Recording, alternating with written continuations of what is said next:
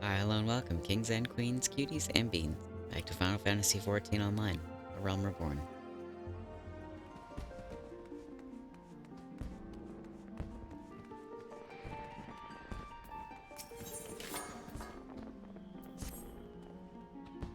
Well now, if it isn't my adventurer friend Ren, it'd only be a blessing from the Navigator that we should meet again here and now. You see, I've been struggling to find inspiration for a new song to perform the Rising. I have a mind to speak with the locals for their tales, for which I could use your able assistance. Might you be willing to accompany me? Yeah. I am truly grateful. During the Rising, we remember those we lost in the Calamity, even as we turn our attention to a brighter future. It's my hope to hear a tale that inspires one and all to look forward. Now then, there is no better place to talk in Limsa than the Drowning Wench. Let us first seek out the barkeep, Baderon, and see if he has aught of interest to share. Yeah.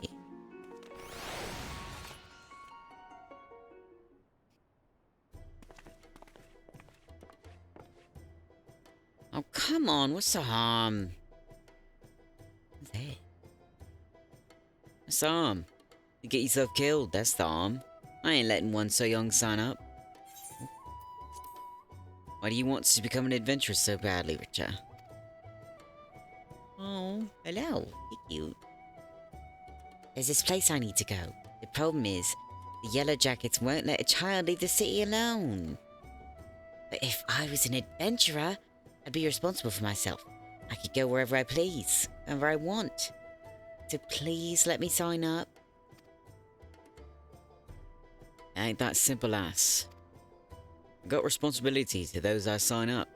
If I let someone clearly unprepared head out there and end up hurt or worse, I wouldn't be able to live it down. And don't even get me started on the damage it caused the guild's reputation. You can forget about signing up till you're older. Much older.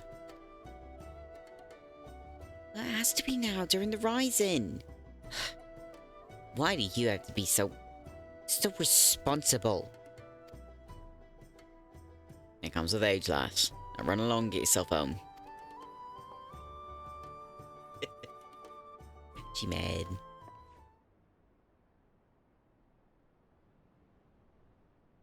Oh. That was a look. Is everything well? Sorry you had to see that. Little cub's been bent on becoming an adventurer. But I said no and sent her on her way. Still, I can't help but worry. She doesn't strike me as the sort to give up easily. True that. Wouldn't surprise me if she tried to sneak out anyway. I hate to impose, but do you reckon you can keep an eye on Richa? I'd do it myself, but I can't up and leave the tavern. The timing of the rising seemed to be of the essence to the little one. Intriguing, would you not agree? Let us ask her about that. I'm in your debt. Now, the nearest city's exit, Tempest Gate, over by the Aft Castle. I suggest you begin by talking to Clindrail, the sentry yonder.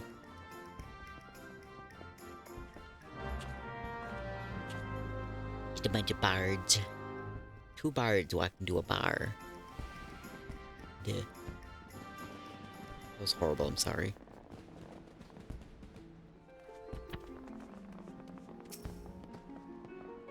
The lowlands of Lenosha await you on the other side of the Tempest Gate.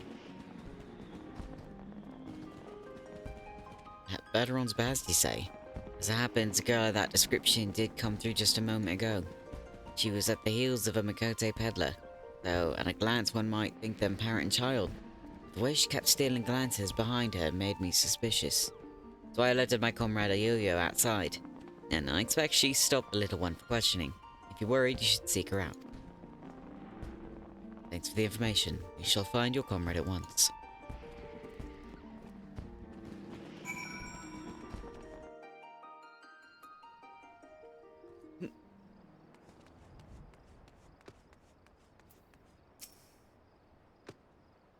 God.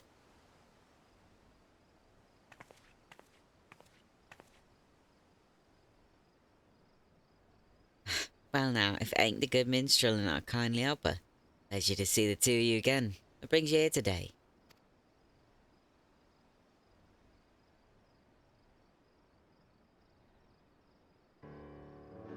It's a bad one sent you after the little one. I was just about to ask her what she's up to. Richard, was it dearie?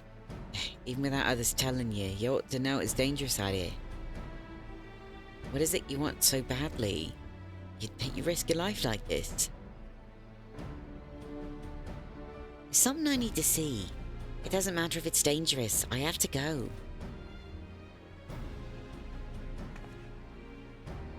We understand that you have your reasons, Richard. Even so, we cannot in good conscience allow you to wander the wilds alone. So here, I would make a proposal. Rather than becoming an adventurer, why not employ the services of one? With a dependable adventurer at your side, you'd be able to reach your destination safely. This, I believe, is your best option. But I don't have any money. And what adventurer would want to help a child anyway? I would. I'll help you out. I have a friend here, of course.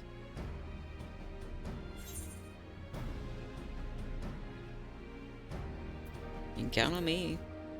I'll make sure you're safe.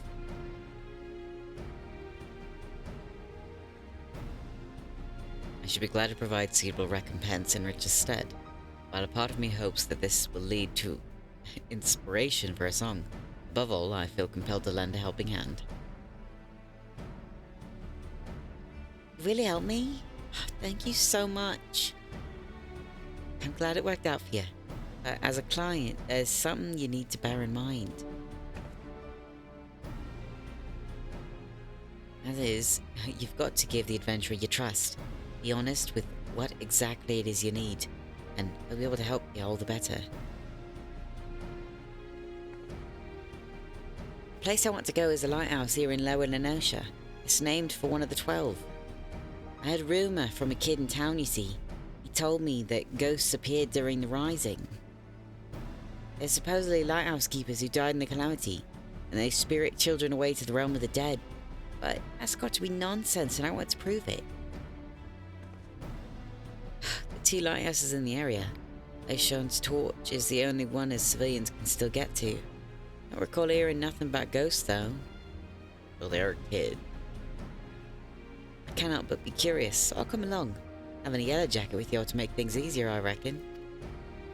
That's that side of skirmish, anyway. Being a cannoneer, I'm more at home blasting things from a distance. Running down any angry fiends on the road, they're all yours. Let's go. So, what's your name, adventurer? Friend Sylvius. I'll remember that. Thank you so much for helping me. We'll go to Eorzea's torch, and we'll see if the rumor about the ghost is true. Alright. You ready to go, Ren? As much as I would like to accompany you, someone should return to the drowning wench to apprise Baderon of these developments. Besides, to hear your account afterwards, what you learned and felt will also bring unique inspiration. I wish you an enjoyable and insightful excursion. Incursion. Wrong word. Right, to begin with, how about we head east to Madman Bridge? It'll give Richard a chance to see the sights. The path can be steep in places, so take care you don't take a tumble now. We're fine, don't worry. Let the adventure begin. Ooh.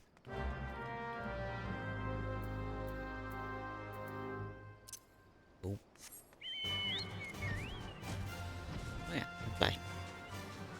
I always forget that.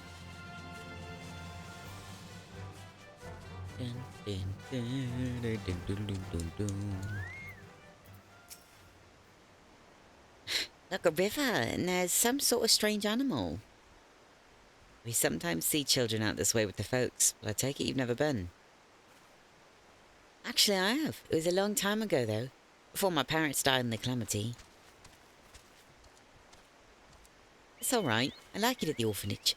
Everyone's really nice, and I have lots of fun. That'll be Limlane's Shoals, I take it. It's an orphanage run by a former sanguine siren, in case you wasn't aware. A fine place by all accounts.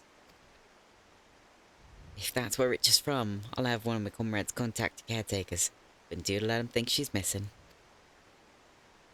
Right then. Next we'll make for Ocean's Embrace.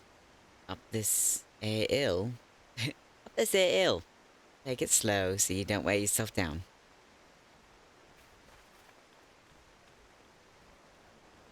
Sweet. I like that she came to help. That's really cute.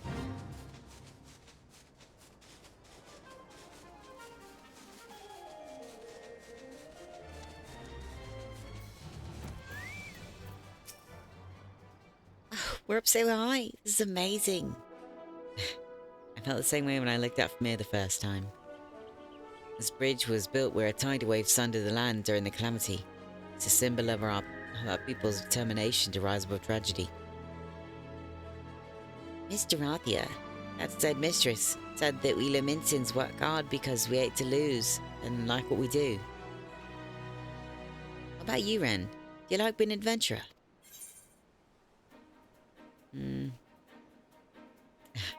I wouldn't want to be anything else.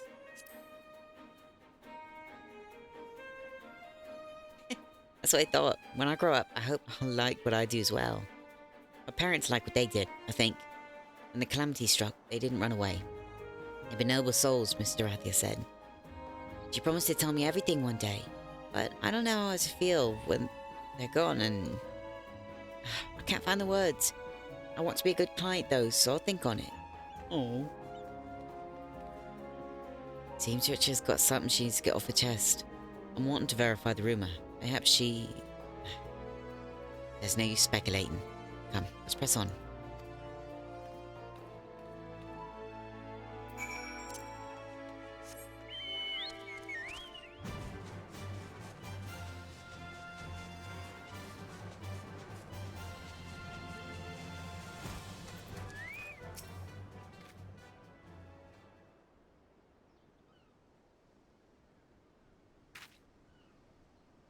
That there's Ocean's Torch, one or two lighthouses here, what are named for the gods.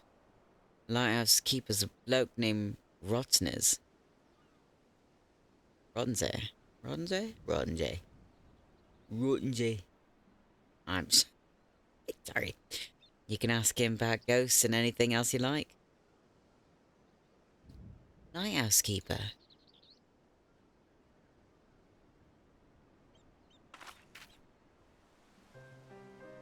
So about the reason I want to know about the ghosts. My father and mother were lighthouse keepers, you see. But they disappeared during the calamity and were never found. Oh. When I heard the rumour, I thought that maybe, just maybe, they were the ones haunting the lighthouse. So that's why you want to prove the rumour wrong. Can't stand people thinking your parents are doing terrible things. Aye, a part of me wishes that the rumour was true, and I'd be able to talk to my parents again. There's so many things I'd like to ask them. Well, whatever the truth is, we'll find out soon. Let's keep going. Oh, don't make me cry. That's rude.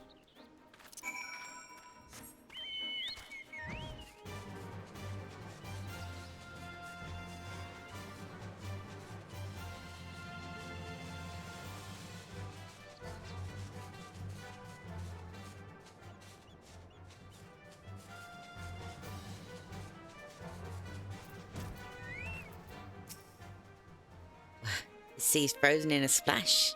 Amazing. This area was hard hit by the calamity. On top of the tidal wave crashing away big swaths of land, a piece of Dalamit came crashing down yonder. They say it caused ether to gush out the land and crystallise all at once. At that time, I was with Mr. Rathia. She's my mother's friend, and she took me to a safe place.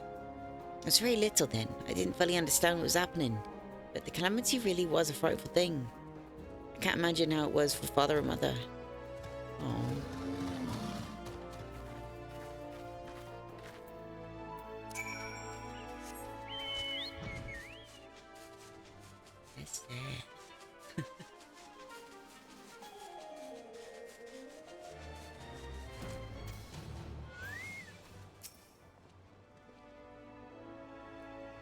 Well, now, if I don't guess, what brings you to the torch?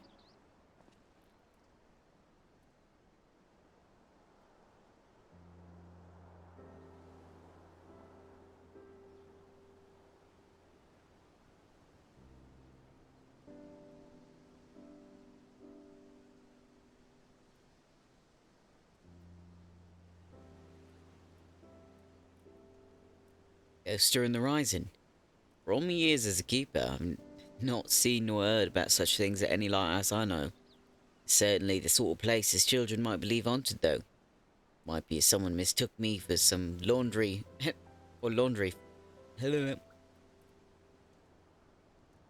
Might be if someone mistook me or some laundry for a spectre. So father and mother weren't ghosts after all. And I must say, it's a surprise to see Zoe's little girl here.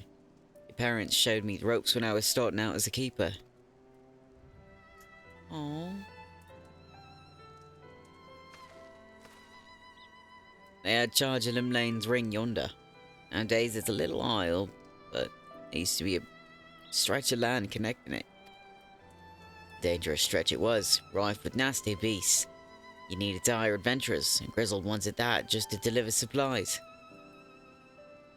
If you knew my parents, please tell me about them. They left me in Imsalaminsa during the calamity and died in the tidal wave. Why did they go out there even though it was so dangerous? What was going through their minds? I want to know.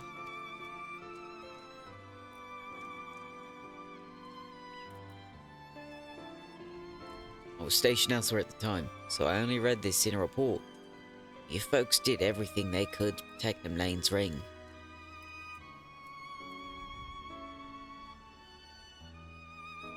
They built a breakwater using anything and everything they had on hand. But in the end there was no stopping such a monstrous wave. Countless souls were missing when it struck, and Maelstrom mounted search and rescue operations. I joined in the effort, but I'm afraid they were never found.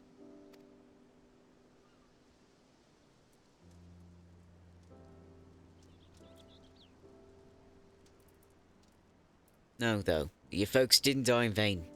A man in their lighthouse to the very end that day, and guided many vessels safely to shore and saved many lives. I see.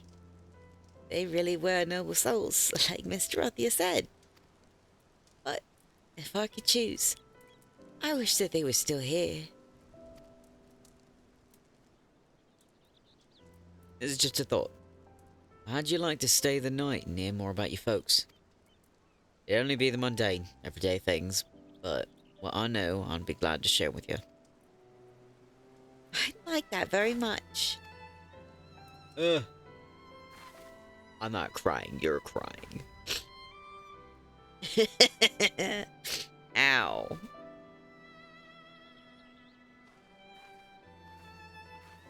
That was rude. That's really sweet of him, though.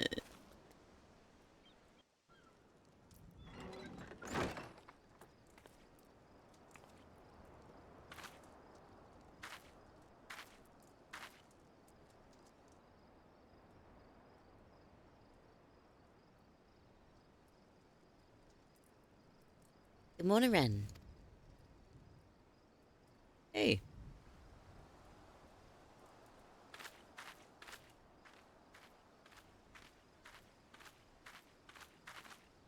I got up early to look at the lighthouse where my father and mother used to be.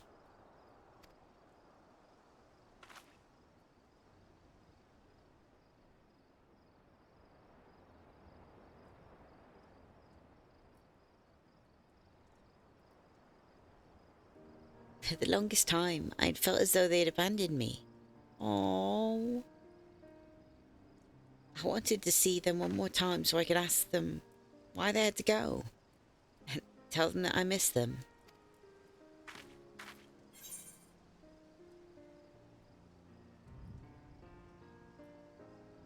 I understand how you feel.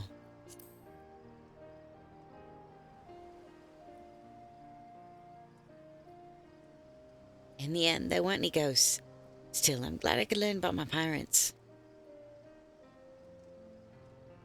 It made me realize that I want to become someone who helps others, like them and like you. He's a good kid.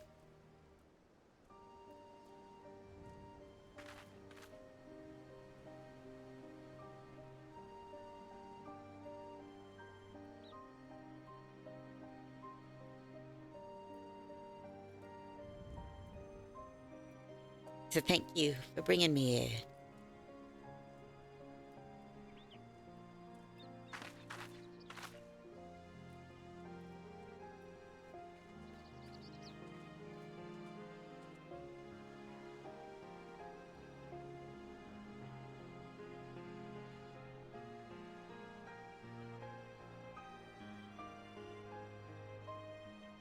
That's sad. But I guess it fits the theme. Oh. Thank you so much for coming with me, both of you. You're very welcome, dearie. You can always come to me if you need anything. Just no more trying to sneak out, yeah? When I better get back to the orphanage. Hopefully Mr. Ralphie won't be too mad at me. If we want to report to the minstrel, I expect. In which case, a comrade of mine tells me he's at the anchor yard. I'll see to it Richard gets home safely. Be sure to catch the special fireworks afterwards, eh? Be seeing you, Ren. Bye. Oh my goodness.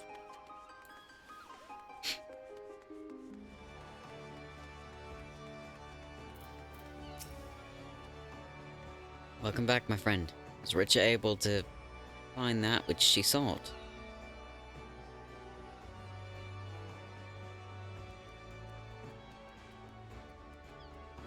So her true purpose was to see if the ghosts were her parents who were taken by the calamity. A tale is born when someone acts in the name of another. There are so many tales out there, it is impossible for us to know every single one. Yet, a tale may occasionally find its way to those who need it most, such as that of the lighthouse keepers, whose courage and sacrifice have come to guide their child years after their passing. Thank you, Ren, not only for granting Richard's wish, but for providing me with inspiration as well. While we wait for the special fireworks to begin, might you tell me more of your excursion?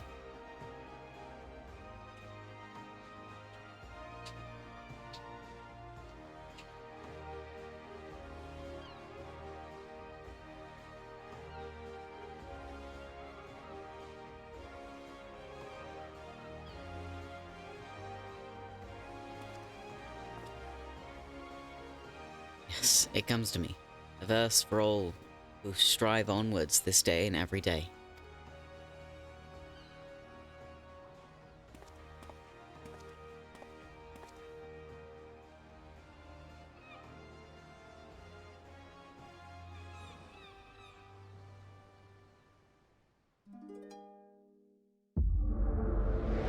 Oh.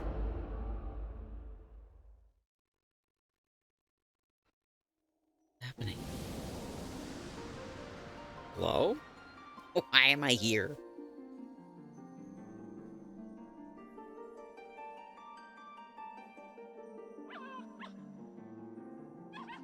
Oh, hello. Why is there a dog? Greetings, warrior of light.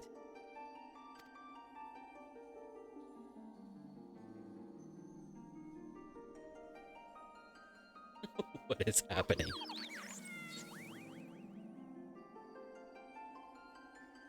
This is a world that exists outside your reality. Could it be a dream? A flight of fancy conjured by your weary mind? Perhaps. Or perhaps not. It's a pleasure to meet you again. This man. As I have in the past, I have beckoned you here that I might express my gratitude. For long years we have walked together with you on this grand adventure. It is a never-ending journey, one that shall continue tomorrow as surely as it does today. The most natural of things. Along the way I have endeavored to keep my gaze firmly fixed upon the future.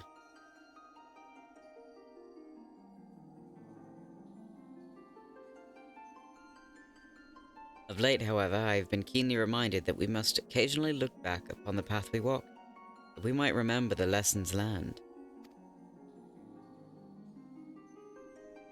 In the course of our adventures, it seems that I too have grown. To learn from successes and failures both, and forge ahead with humility and sincerity. This is what I had resolved to do at Journey's beginning, and I resolved to do so anew. Nothing would please us more than to continue having you at our side on the road ahead. And I pray that upon this journey of life that we have both the honor to share, the light of the crystal shall ever shine. Now, the time has come for this vision to end. Time for your eyes to open from this waking dream. This world shall yet endure, and as we continue to make our way, I pray that we shall have occasion to meet again. Till that day, I wish you the happiest of journeys. Fare you well.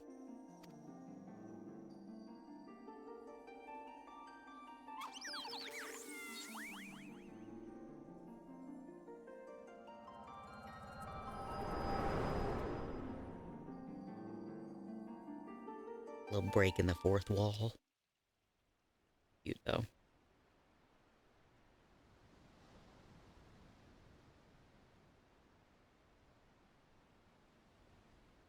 Most happenings in our lives have no bearing on the fate of the world. More often than not, they go unobserved and unremarked. But you, my friend, gather up such forgotten tales and see them delivered. In doing so, you bring joy, and as a token of my gratitude, I dedicate to you this song, a song of journeys fulfilling.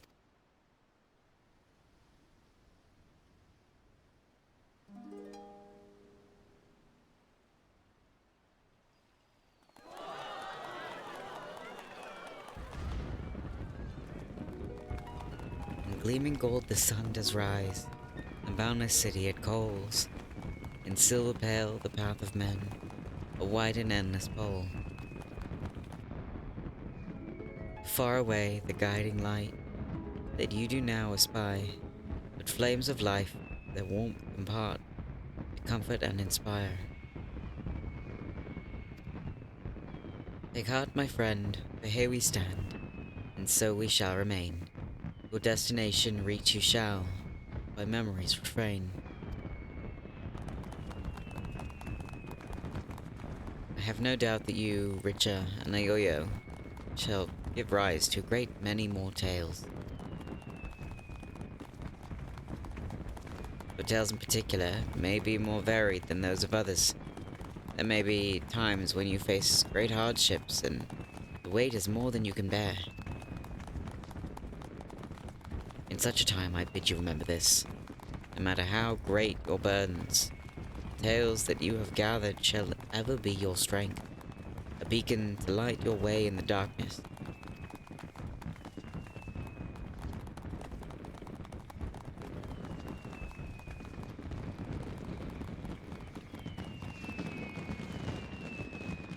I love this game's events.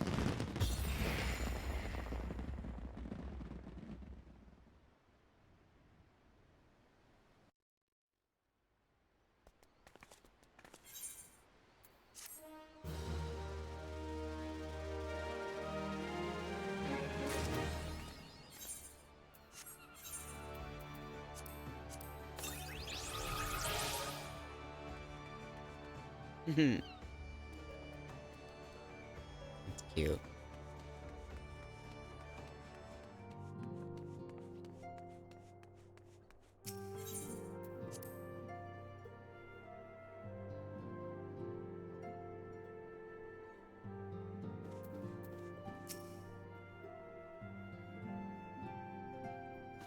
Words cannot well express how glad I am to see you return to us hale and whole. Needless to say, I am most eager to hear your account of that which occurred in Kurthis, assuming you're ready to speak of it. Excellent. I shall summon the others at once. Story time.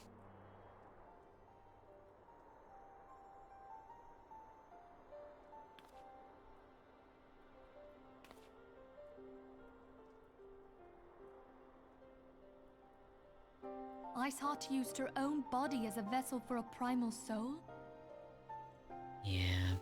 Master Louisoir's writings make no mention of such a possibility.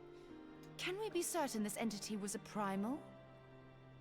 I saw it with my own Certain eyes. as we can be that good King Mogglmog the 12th was a primal, I should think. Both were ostensibly summoned. Let's not quibble over definitions. Of more concern is the implication that Iceheart retained her will, even after she was possessed. We are talking about a mortal, wielding the power of a primal. It can't possibly be that easy, can it? There must be some sort of sacrifice required. Or maybe she's just special? What qualities this woman possesseth, I know not, but full sure am I that she was groomed for this role. Few are privy to the secrets of summoning, and but a single party standeth to profit from their dissemination. Well, I wouldn't presume to comment on how the lass came to know about summoning, but I will say that what she summoned was a primal. The readings were the same, or near as damn it. Yep. Strange as it all sounds, it's really no different from what you've faced before. Then mayhap it is time that we re-examined our previous encounters. Pack your things, Ida. We're going back to Gridania. Yes, sir. I love Ida. About Iceheart's final words to you. Yeah? Hear, feel, think. Yeah. Hydaelyn speaks to her as well. That's what I was thinking. If Iceheart is blessed with the power of the Echo, she will doubtless have used it to further her goals. Or could it be that it was a revelation granted her by the Echo which first set her on this path? She did say that the Ishgardians were Maybe. blind to the truth. Do you think she has knowledge of the origins of the Ishgardian-Dravanian War? I It wonder. would do much to explain her unwavering conviction. Did not the Lady Iceheart implore thee to seek the Keeper of the Lake? And did she not imply that in so doing thou wouldst come to see with eyes unclouded? Midgard-Zoma was a king amongst kings who reigned for centuries on end. But he is dead and his wisdom lost to the ages. Unless the Ishgardians' fears are well-founded. It would seem we have yet another reason to stand watch over the Keeper of the Lake. For a mercy, we are well positioned to do so. Iceheart, Shiva, Ascians, and Midgard-Zoma. I shudder to think how they're all connected. Every time I hear Eyes Unclouded, I think of Princess Mononoke. Eyes unclouded by hate. Alright, so we have the... What is the Keeper of the Lake? I mean to scour the annals of the knowledge of Midgard-Zoma. Given his great age, I dare say he appears in more than a few. Do you hear that? Commotion outside. Would you see if aught is amiss?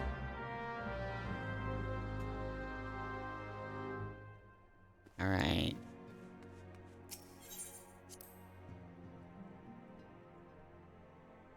I don't like leaving people alone. What's up?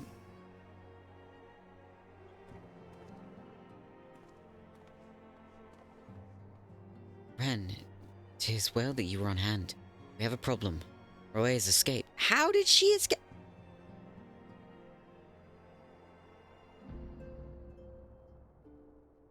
Was Ilberd not watching her? Was Ilberd not... Why is it shaking so? Was he not interrogating her? Like, what? It happened shortly after the Immortal Flames took her into custody. I don't trust that. She had been placed in a dungeon cell ahead of her coming trial, but apparently the accommodation was not to her liking. Well, duh.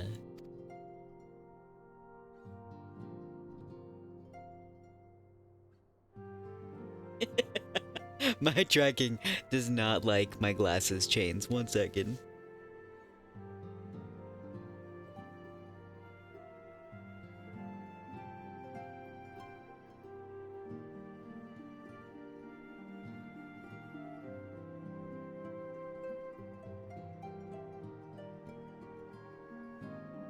Okay.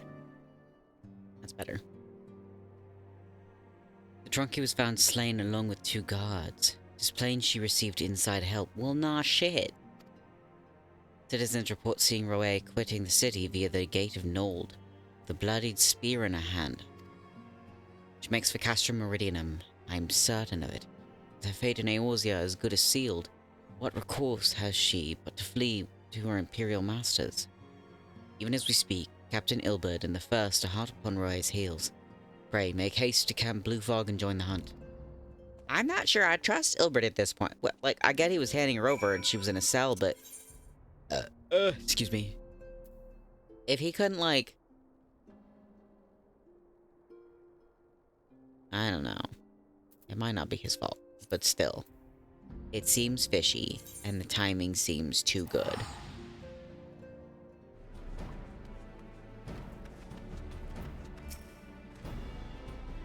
Well, thanks for coming, Scion.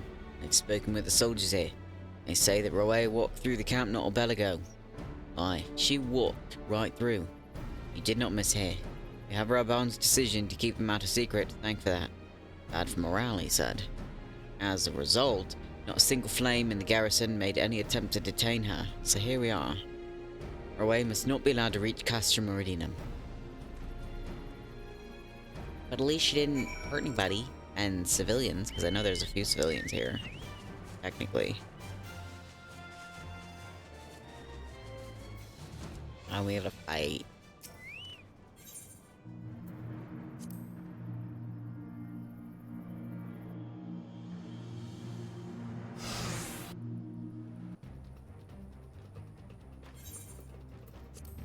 This wretch was with Roe.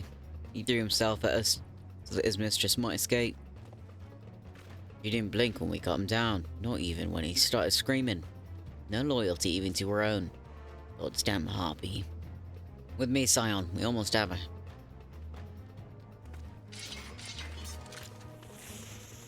This doesn't look good. Hmm?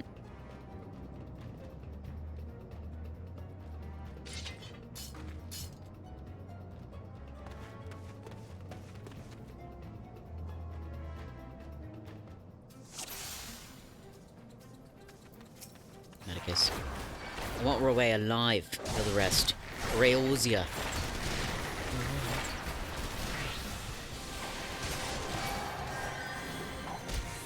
And Medicus. Nope.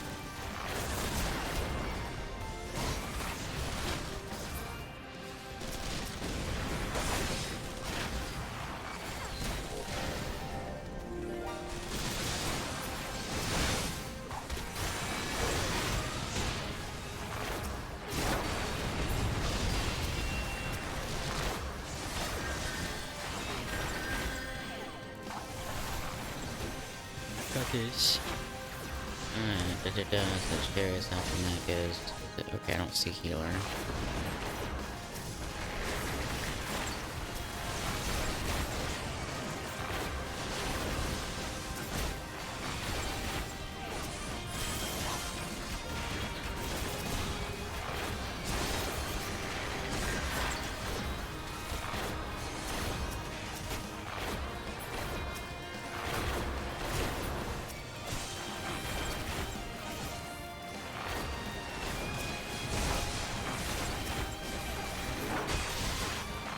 Reinforcements. Is there a Medicus? There's an archer.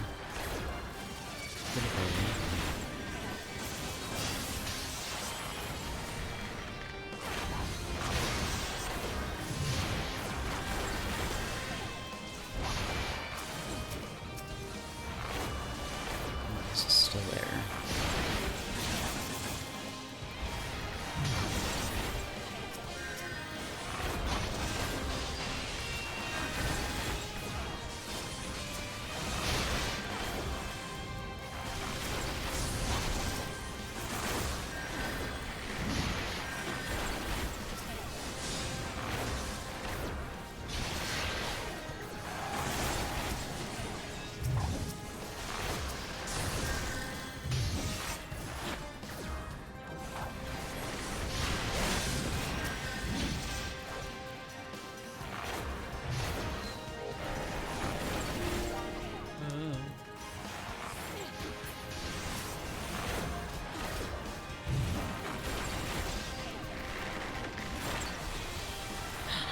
Giri! For your day.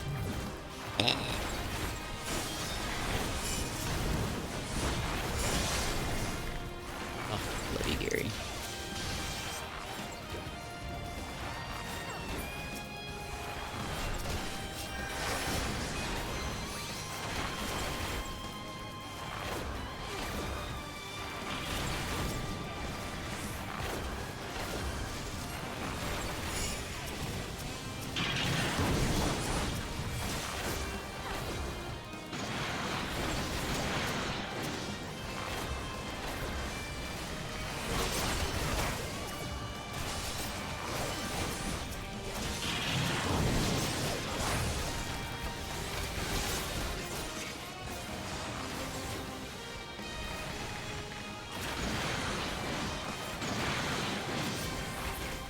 There we go.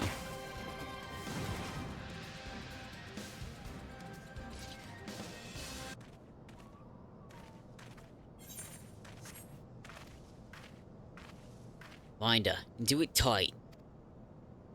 Yes, sir.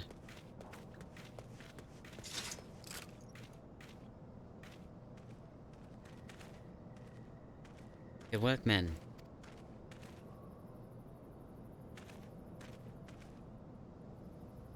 She and her Imperial cronies pushed us close. We were better. Behold, a respected officer of the Immortal Flames. People looked up to you as one of the Order's founding members, one of its pillars. It saddens me to see you fallen so low. What would you know of low? You, a spoiled little lordling who has never known any want. Don't listen to her. She's trying to get under your skin. People such as you take wealth and birth for granted. You think it your God's given right to rule over others. You know not of our plight, the injustice that we low-bornish guardians must endure. To the noble lords and ladies, we are not people but resources to be consumed.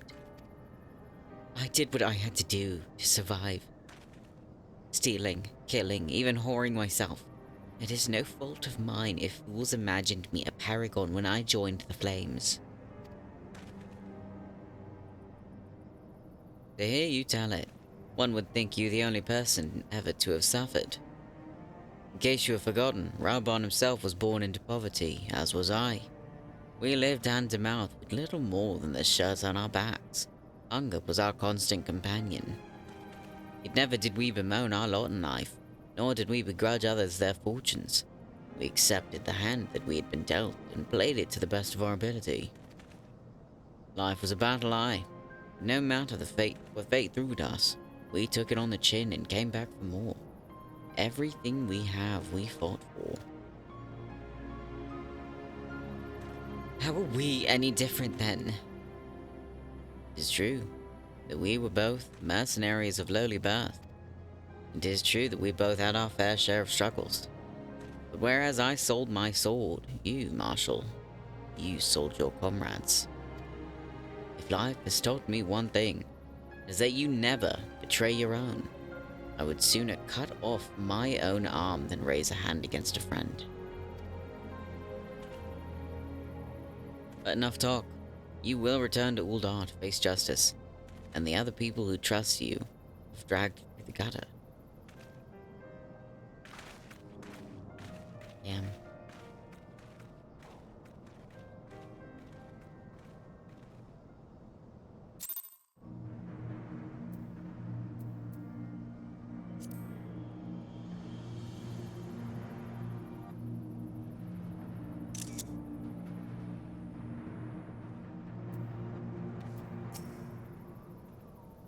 Not so much as a hint of remorse. It is well that this sordid business is finally at an end. A friend's betrayal cuts deeper than steel. We must hope that we have chosen our own allies more wisely than Reborn chose his. He couldn't have known. Come on, that's a little dirty.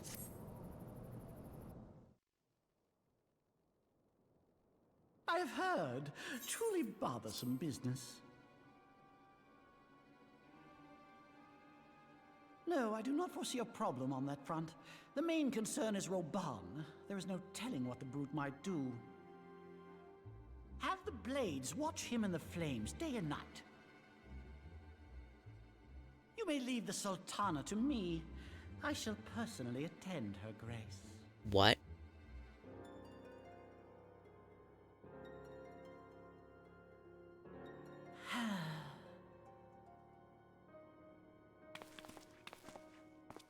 Sever one of the East Aldenard trade routes. That ought to keep Lolorito occupied for a while.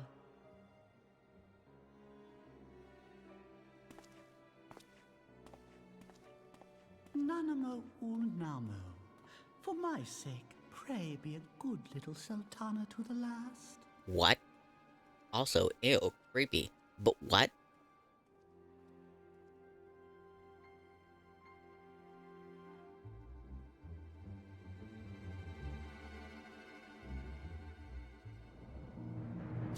Be a good Sultana to the last. Are you planning what I think you're planning? I hate this. This.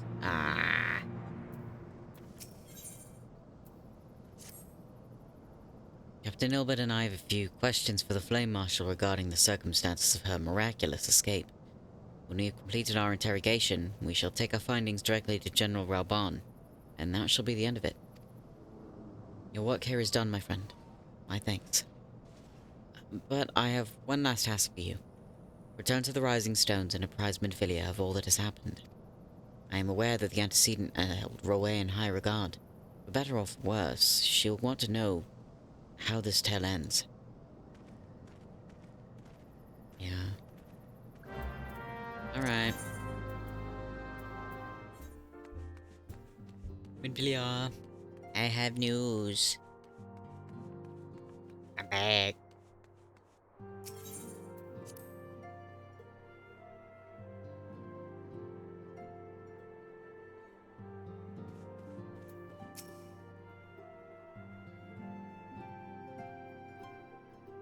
Welcome back, my friend. I have already received word from Alfino. To think that Flame Marshal Huayu was the Garlean agent. Huayu? I know not what to say. Together with Reborn, Eileen lent us much-needed aid at the time of our Order's founding. She was particularly passionate about the need to tackle the primal threat.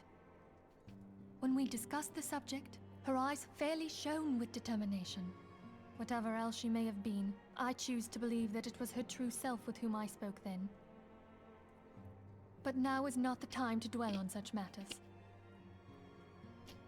I have an important announcement to make regarding our effort to defeat the Asians. We shall begin as soon as everyone is assembled. Oh?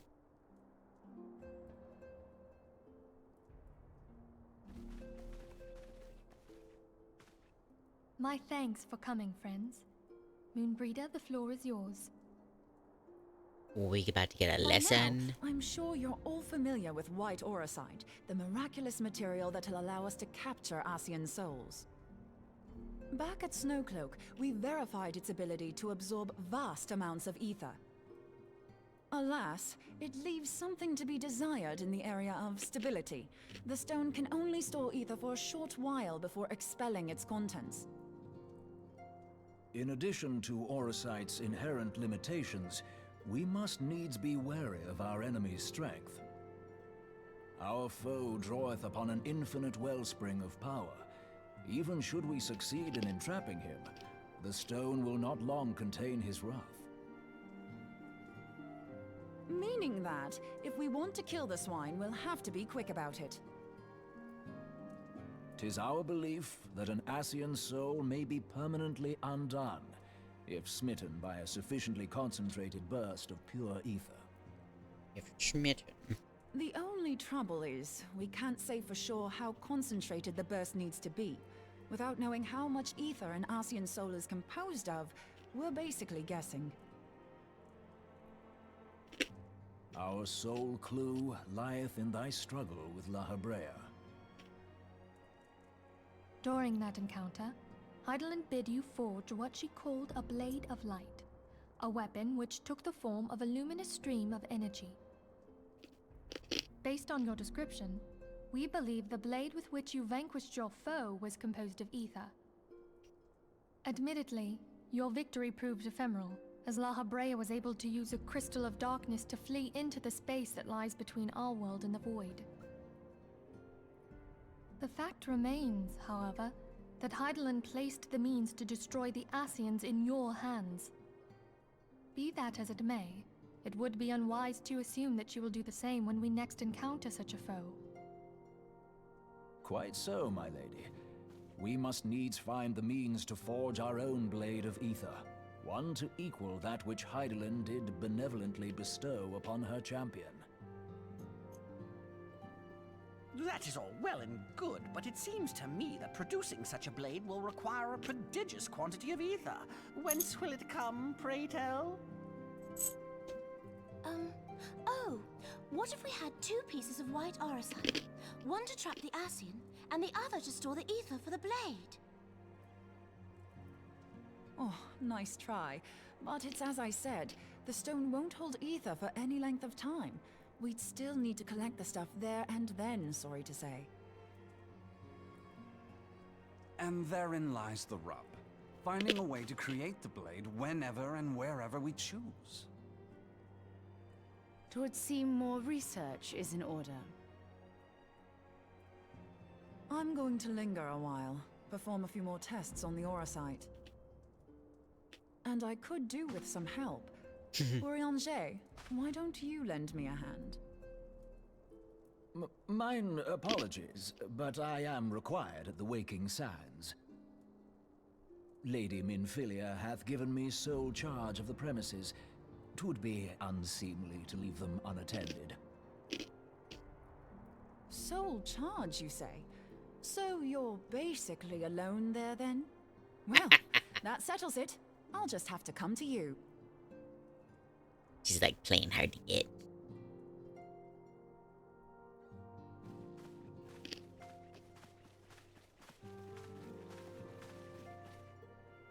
While you were afield, word arrived from the Sharlayan motherland. You will recall that a survey party was dispatched to investigate the incident at the Isle of Val. What they discovered was troubling, to say the least. According to the report, the Isle has been erased from existence. 'Twas as if a hole had been torn in the very fabric of reality. Ow! Aye, yet the mystery endeth not with the Isle's disappearance. It hath come to light that a number of scholars in various other locales were reported missing at a similar juncture. What's more, they all had something in common with the head of the students of Baldessian. Every last one of them was researching a phenomenon called dimensional compression, or the rejoining as the ancient texts call it. I'll be damned if that's a coincidence. Yeah, no. All indications suggest Ascian involvement. But I sense that a force greater still is at work. The entity the Dark Beings call the One True God. We must pray that my dear friend Kryl regains consciousness soon.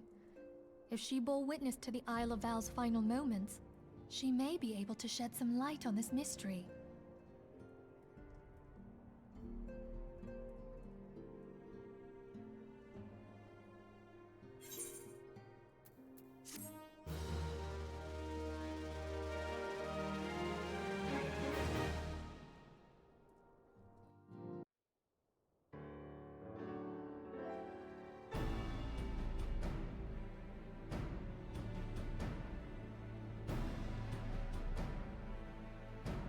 Following the calamity, the forces of the 14th Imperial Legion entrenched themselves in strategic locations across Eorzea.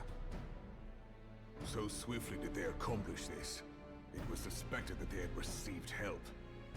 To think that it came from Huayu, my right hand. I'm sorry, Raban. There is more. We have reason to believe that Huayu didn't deal exclusively with the 14th. She also answered to a higher authority in Garlemald. But this higher authority could not have been the Emperor. By consenting to the media project, Solus Zos Galvus showed himself to be more concerned about preventing the spread of primal influence than claiming Eorzea for the Empire. he would happily have seen the lot reduced to ash. We believe a number of high-ranking figures within the royal household were against the decision, but that they knew better than to oppose the Emperor openly. Of course, this didn't prevent them from making clandestine provisions, in which Huayu played a part. Alas, these provisions did not prevent Dalamud from falling, and the ensuing chaos changed the face of the realm forever. Yet Eorzea survived. To all intents and purposes, the Meteor Project had failed, and the Empire was left to rue its lack of a decisive means to eliminate the Primals. Until, that is, it stumbled upon the Ultima weapon. Government-issued pursuit. Even before the accursed thing was dug up, it seemed to me the 14th had the might to overwhelm our weakened armies. Yet they chose to hide behind their walls. Why? The Black Wolf was wary of making the denizens of Eorzea desperate, lest more primals emerge to bleed the land. The discovery of the Ultima weapon, however, emboldened him to resume his war of conquest in earnest. But there was one in Garlemald who believed that Van Belsar's actions were premature. One who stood higher in the Imperial Army's chain of command. He ordered the Legatus to halt his advance, only to find that the Black Wolf had slipped its leash, and that the 14th now acted alone. In a bid to bring Van Belsar to heel, he used the agent he had planted in Ul'dah prior to the Calamity to undermine the Legion's efforts. A man who outranks Van Belsar opposed the late Emperor's decision to annihilate Eorzea. This could only be the former High Legatus of the Garlean army, now known as Emperor Varus Zos-Galvus. So he was Huayu's true master. But one of several in actual fact. We've learned that even as Huayu served the Empire's interests, she sold Imperial secrets to a certain faction in Eorzea. In so doing, she helped to maintain the status quo, thus prolonging the conflict. Considering who stands to profit from war, it isn't hard to imagine who her other masters were. 7 hells! You mean to say that she was a double agent? That makes sense. Triple, if you consider her services to Van Belsar and the new Emperor as separate. That is true. As neatly as these pieces seem to fit, one aspect of the puzzle remains unclear to me. By whose will was the Marshal feeding intelligence to the heretics? And try as I might, I fail to see how aiding their cause would profit either her Imperial or monetarist masters. I feel like there's someone Could it be that else. another hand is at work here? If so, Huayu must be made to reveal whose it is.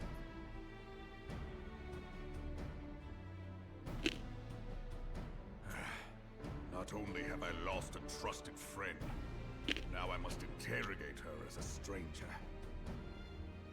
Not a pleasant task, I grant you, but a necessary one. Unless we weed out the ivy, root, stalk, and stem, it will simply grow back. I know that full well. Those closest to Huayu have already been detained, and I will question them alongside her. General, pray keep in mind that there may be unwitting abettors among them. All will be treated fairly. On that you have my word.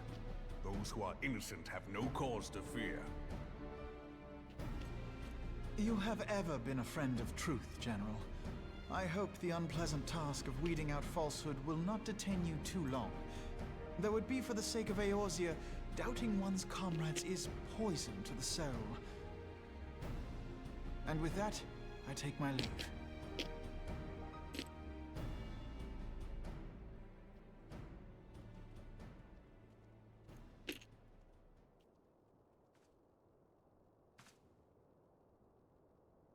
All these years, I've been made to dance to their tune. How could you, Huayu? How could you side with them? Those cankers who take from this land and give naught in return, who use their power to disempower and grow fat while the people starve. I know you can hear me, monitorous scum! Your crimes will not go unpunished! Purge this land of your sickness before the eyes of the 12. I swear it. I hope you hear this, Telegia Adeleji. You're next. Your days are numbered.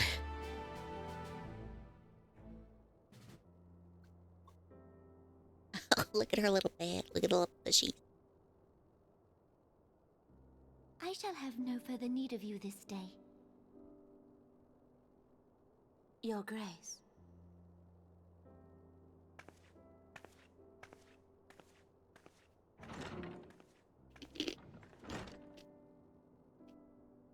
I fear that not even mine own chambers shall remain private for long. Has the situation grown so grim?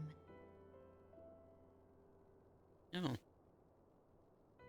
Melvib there too. Ever since he proposed the Cardinal Reclamation Bill, Telegia Adeleji has risen to greater prominence upon the backs of impoverished refugees.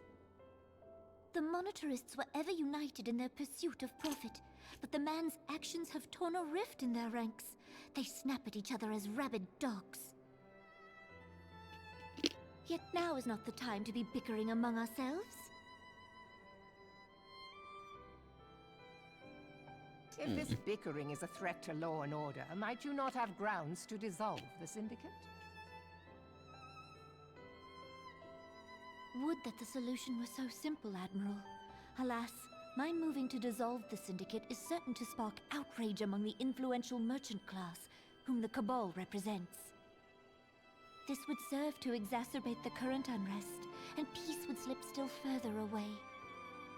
Be they rich or poor, natives or refugees, all who reside in Ul'dah have a right to pursue happiness. It is the duty of a ruler to protect this right. If I am to perform my duty, I must needs tread warily. It would not do to make enemies heedlessly.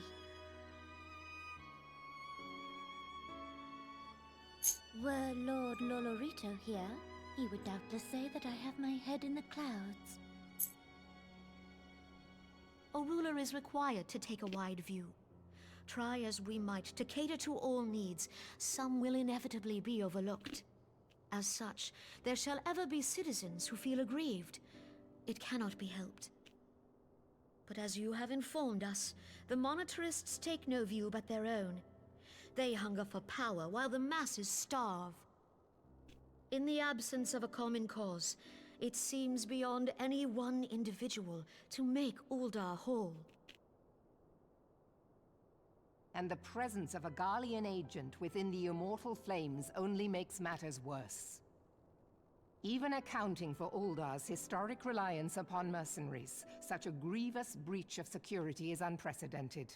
I fear this business will provide the monetarists with a rod to beat Rauban.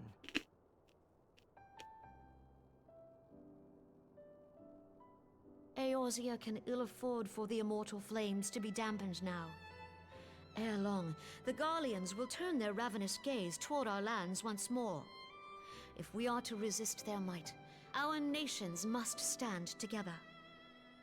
Yeah. Yet for this to happen, our nations must be whole. Cannot be done to improve the situation in Ul'dah.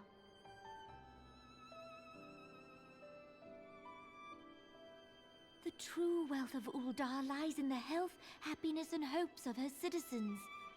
Alas, the citizens shall never know these things, so long as their lives are ruled by the ambitions of the few.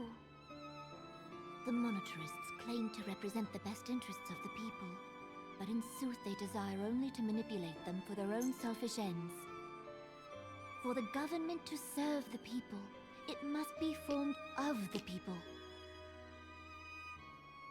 For Ul'dah to move forward, it is not only the Syndicate that must be dissolved.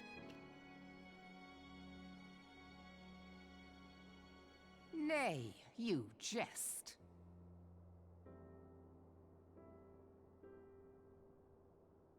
My friends, It was for no other reason than to make known to you mine intent that I requested your presence here. When I make my declaration to the people, chaos shall inevitably ensue. As the last monarch in the line of Ul, I make unto you this request. Help Reborn to preserve order and protect the people. Forsake them, and you forsake yourselves. For a strong Eorzea will ever have need of a strong Ul'dah.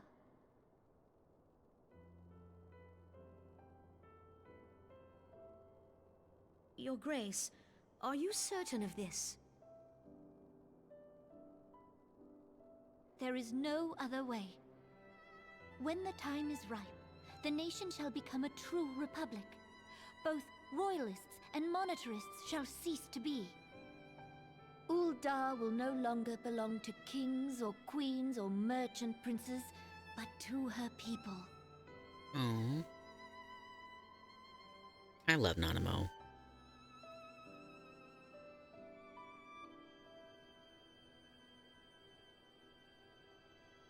Reborn, forgive me for casting aside all that you have toiled for in my name. Beyond this gesture, I am powerless to help my subjects.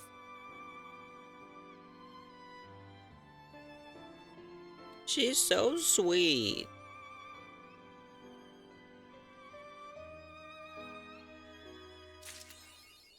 Alright. That is where we'll end it. We can pick back up next week here. Hopefully we're closer to the end. I think we are. Yeah. Thank you to everyone that came and hung out. I truly hope you had fun. Leave a like, subscribe, and leave a comment down below on what you want to see me play next.